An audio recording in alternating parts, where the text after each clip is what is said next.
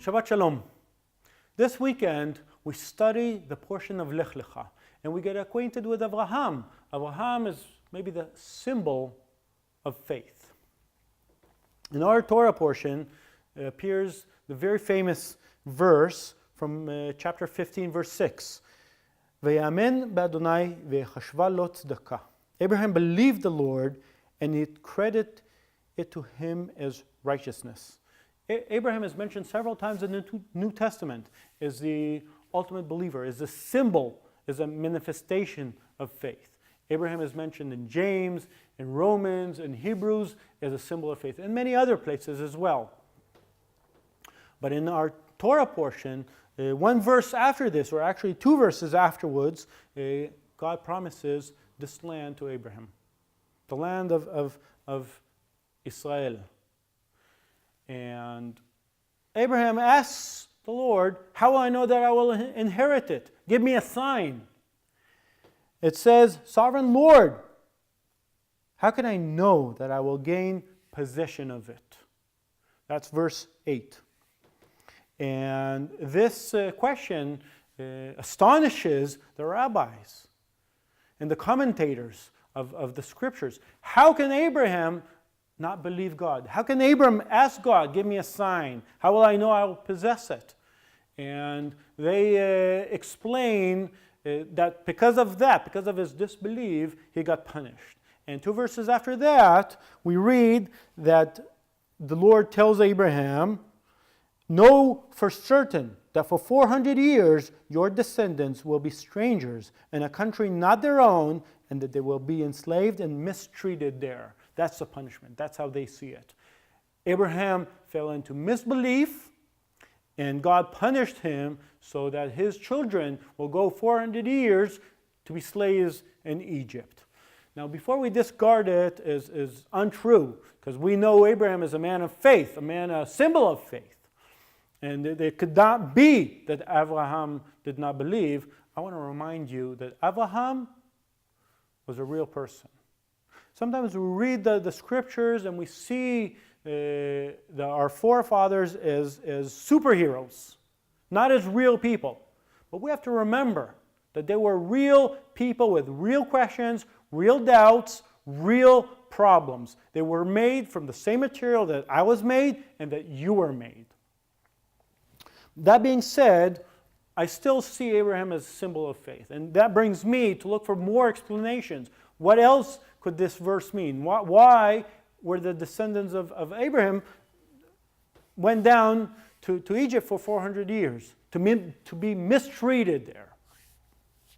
And that brings us to the second explanation. The rabbis see, some of the rabbis see the question of Abraham not for himself, not how will I know I will inherit the land, but for my children. How will I know that they will keep their identity?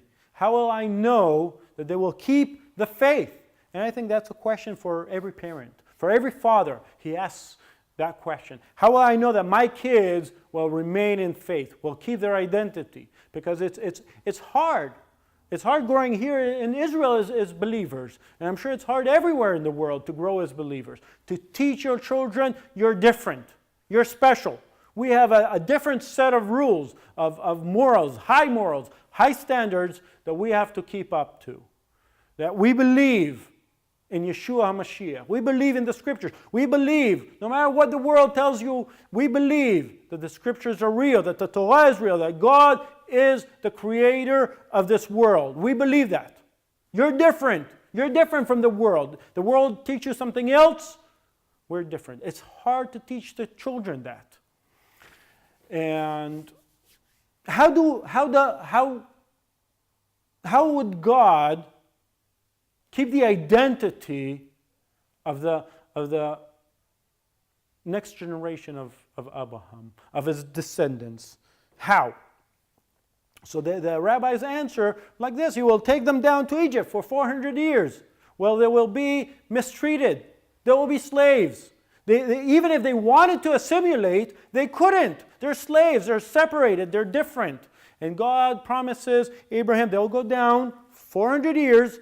They'll be mistreated. They will be separated. They cannot be assimilated, even if they wanted. And after 400 years, when they're ready, when they're a nation, when they're a people, I will bring them to the land. I will bring them back home.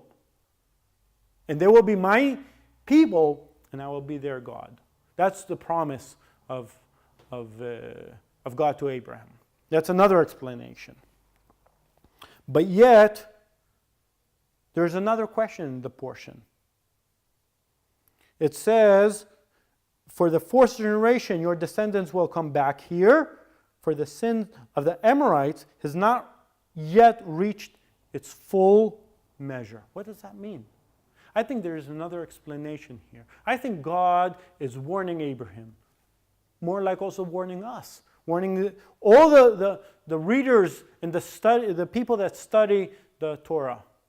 You have been warned. There is a measure. There is a certain quota of sin that I can take, God says. Once you reach that, judgment comes down, and you're expelled from the land. In Deuteronomy chapter 2, there's a whole list of nations that were here, that possessed the land. And Moses and God tells us, you have been warned. They were all here, and they were all taken out, driven out. When a sin reaches a certain quota, that's when the punishment comes. And we have to be careful, because for 400 years we weren't here. Then for 70 years during the Galut Bavel we weren't here. And then for 2,000 years we weren't here because of our sins, because of our bad morals, because of our bad life. And God brought us back. How did God keep us? How did God keep our identity? I believe it's through the customs and the regulations and the mitzvot, the commandments of the Torah, the different dietary laws, the different holidays, the different day, for example, Shabbat, kept us separated. And we read and we learn that, for example, during the time of the Inquisition in Spain, the women, the mothers of the house, are the ones that kept their identity. They were the stronghold of the house. They kept the regulations. They kept their identity.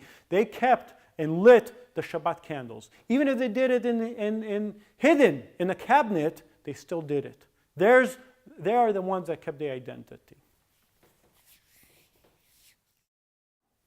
The New Testament teaches us that one of the roles of the women is to keep and maintain the household. It's an important job. It's basically up to the women to take care of the house. And the way the family looks like, and the way the family acts, and the children grow up, is a direct contact to the woman, to the mother, how she raised the household. It's a very important job, and it's up to you to raise your family according to the Torah, according to the scriptures, and teach them the right way. Shabbat Shalom.